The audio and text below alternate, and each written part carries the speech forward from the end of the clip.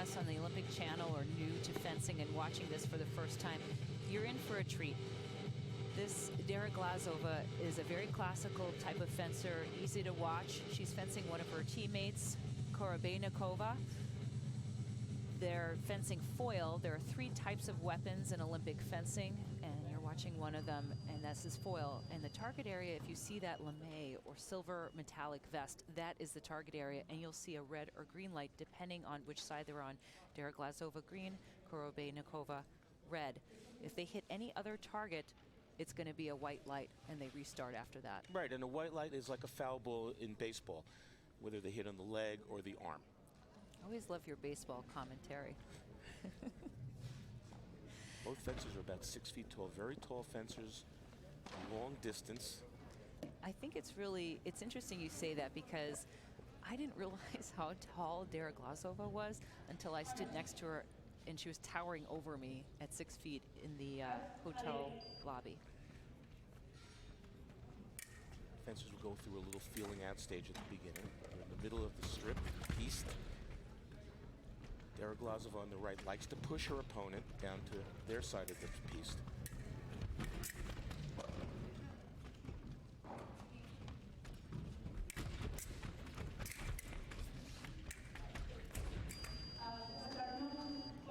There you see an attack from the right from Deriglazova, which is parried or blocked by Korobeynikova. We've seen this a couple times from Deriglazova. She'll start about down sometimes, and she's not, it's something kind of usual for her, and then she'll bring it back and pull away. And there's a beautiful attack from the left by Korobeynikova, surprising Deriglazova, takes a 2-0 lead. Again, as we said, while they were being introduced, these athletes being introduced, Deriglazova in their encounters has usually come out on top. I mean, it doesn't surprise me. I mean, she's won 3 World Cups this year, and she's the reigning Olympic champion. But Korobeynikova on that magical mystery tour today. She's hot and she's in the zone and she's up 2-0. Now watch the attack from the left. The attack is not determined by the footwork, but rather by the hand, the point, threatening the opponent's valid target. Watch the hand, not the feet.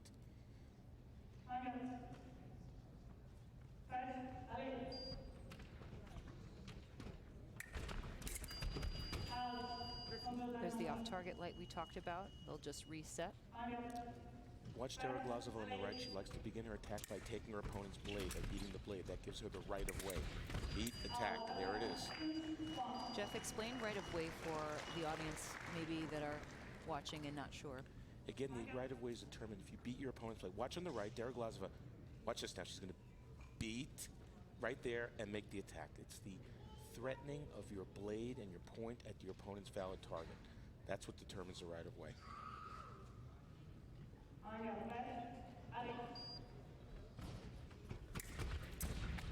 There again, you see Deriglazova preparing her attack by beating Korobeynikov's blade. I know you said, Jeff, to watch the blade, and that was a nice parry post from Deriglazova, but I really like to watch her footwork. I mean, that's where she has mastery. No question that you earn the touch by beating your opponent with the footwork. The same as a boxer in the distance. It's all about the footwork. But for what determines the right of way, it's not the footwork, it's the hand. And a lot of times people watch the fencing, they see one fencer moving forward and Here she's making that nice parry post. Sorry to interrupt you. Oh, parry, riposte. And the riposte was to the flank under the arm of Korobeynikova. Tremendous touch by Deriglazova. I don't think people realize when the glove is off how often fencers tape their hands. I used to tape my hands because you get calluses from holding the weapon and the rubbing against the knuckles. For sure. Did you tape your hand, Jeff? I tape my hand, I tape my feet. At the end, you just tape everything. Right. Deriglazova pushing. With the beat, likes to take the blade. Beat. That was still Korobeynikova right of way, off target. She parried or blocked it and made her riposte, which is the new action. Foil's the only weapon of the 3, saber and epee being the other 2, that has the off target light. That's correct. And there, that's a good one. Korobeynikova takes the lead 3-2. She's going toe-to-toe with Deriglazova. Well, we've seen this before in her in Deriglazova's other bouts, where she'll go toe-to-toe or she'll be behind. And then when you get to the end of the bout, she sort of takes the lead. She's almost like she's playing rope-a-dope and waiting. Deriglazova's attack from the right was parried by Korobeynikova. Made the riposte off target, the white light.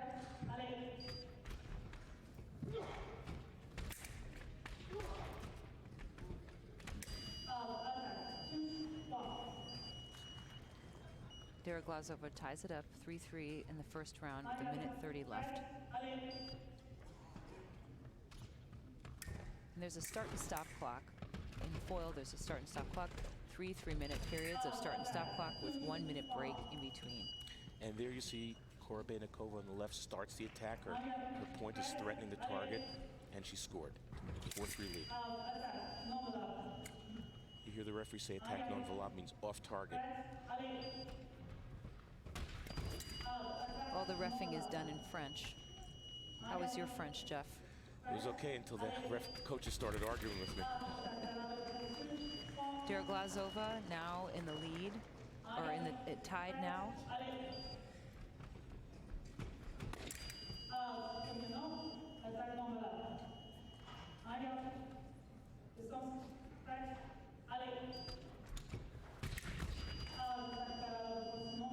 Riposte from the left, off target.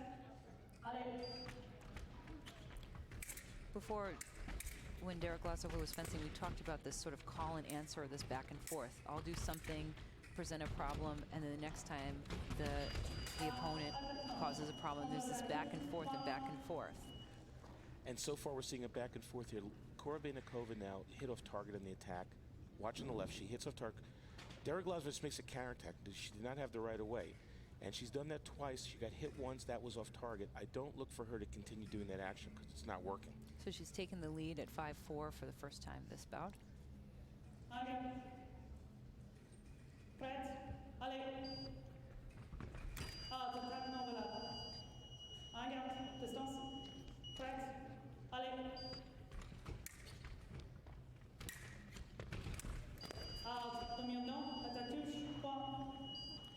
Deriglazova pulls away further, 6-4. The attack from the left was either short or parried by Deriglazova, who made the riposte or new attack.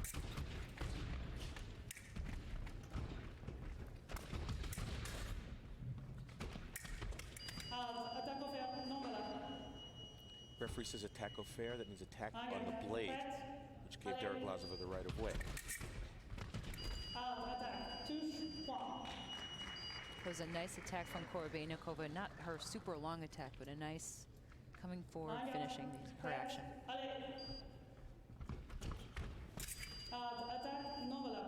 Deriglazova is sitting back here a little bit. I look for her to maybe launch an attack from the right.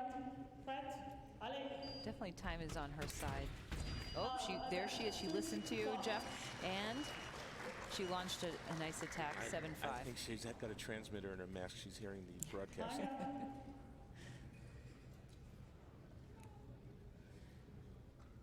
Look at that long Amazing. lunge. She's so powerful. Her legs are so strong. She doesn't do it all the time, which makes it very special. She picks her spots. If she did that all the time, the fencer would adjust to it.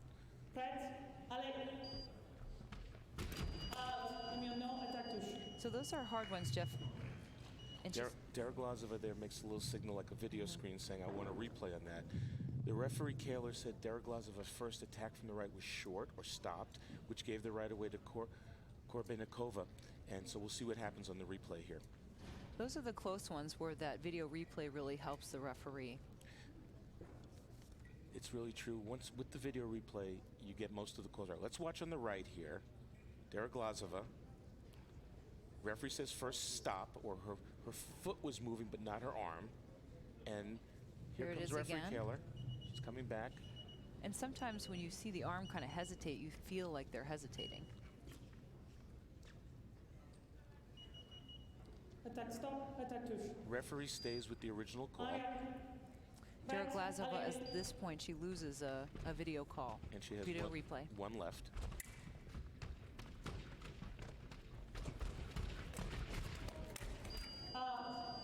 Remise no, That was voilà. an intense flurry of action. This time, Deriglazova started the long attack, but Korobeynikova stepped back out of the way. Repose no, remise no, voilà. This is one of those great clean foil bouts if you haven't ever watched fencing before, because there's not a whole lot of off targets. Both of them have great point control. They're both very strong fencers. And even though they're both trying their best, there's a certain degree of emotion that you don't see when you have a bout between teammates or countrymen. Very often you don't see them yelling and screaming on every touch. Well, I haven't seen Deriglazova really been that, emotive on the piece. That's part of it, is that she's like glass. Attack from the left is parried, and the riposte is good. Beautiful touch by Deriglazova. Keeps beautiful distance. There's that footwork we talk about for Deriglazova.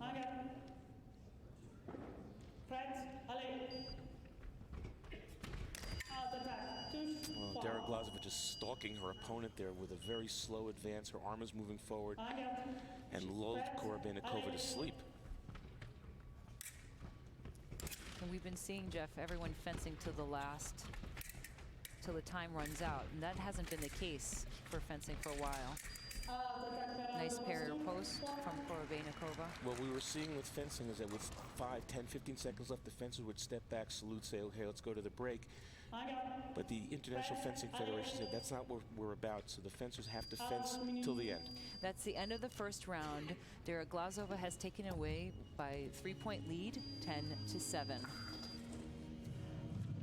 What you'll notice is that there are no coaches in the box for teammates. That's kind of a rule for all the countries. If you have two countrymen, or women in this case, fencing each other, that the coaches allow the fencers to just fence each other. Otherwise, it would be a horrible situation because you'd have all these battles within friends from the country. So now that we've seen Deriglazova sort of take over in the first period, what do you think Korobeynikova should be doing at this moment? Well, one thing is for sure, she can't make any more counterattacks in the middle of the piece. I would look for her to push a little bit more. Maybe second intention. Second intention means push Deriglazova, try to draw her out, and then maybe make a parry riposte. That's what I look for in the second period. Well, let's see if she's listening to you. So now we're in the first semifinal bout of women's foil at the Anaheim Grand Prix. Deriglazova, a very dominant fencer, won 3 World Cups already this season, hasn't won a Grand Prix yet, into the second round against her teammate, Korobeynikova.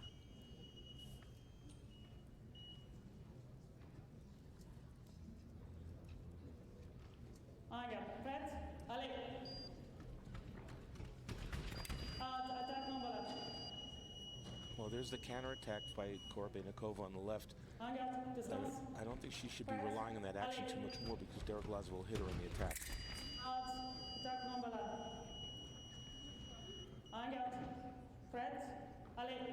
We saw earlier Walczyk, one of the Polish fencers, fenced Deriglazova very well and come close to beating her by keeping the distance very close with simple actions and just making the footwork close and then executing on simple and direct actions. Easier said than done against the world #1. Exactly. Yeah. Well, you say it's easier in the box, right? Deriglazova has an excellent timing. Like just then she threw out a counterattack. Usually it's a dangerous move. Your opponent can hit you, but she has a very good feel for the timing of that. A lot of people often compare her to the great Valentina Vitsali, who's probably one of the greatest foil fencers or fencers of all time, who was so dominant. And Deriglazova is very similar. I mean, in many ways, not that they fence similarly, but they just don't make any mistakes, and that's what makes them so dominant. And it wears your opponent down when you don't make any mistakes. Right? You have to work for it. Right. You have to work for every touch. There's no give-me's, and there's no real mistakes that Deriglazova is going to make, so you're going to have to really work to create those mistakes to happen.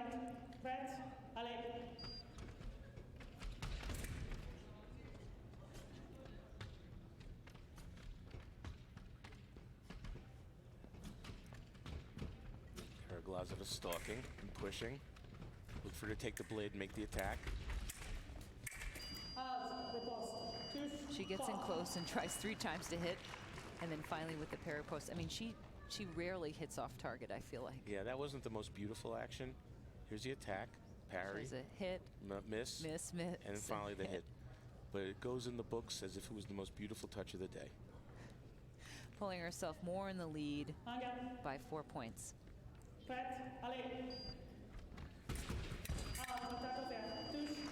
Referee says attack fair, beat attack by Deriglazova. Once she grabs your blade and makes the attack, she's money. At this point, I haven't seen anyone yet be able to make up touches on Deriglazova very successfully, at least today.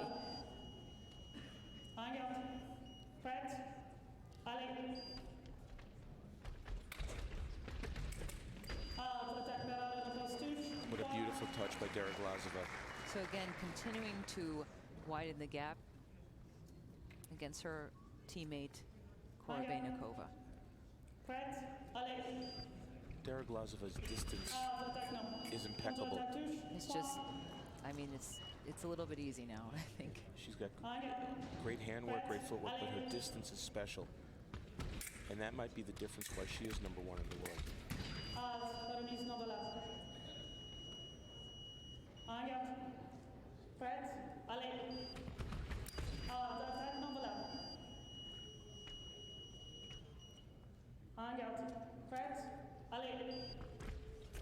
Deriglazova only 1 point away from the finals here at the Anaheim Grand Prix. She's so close.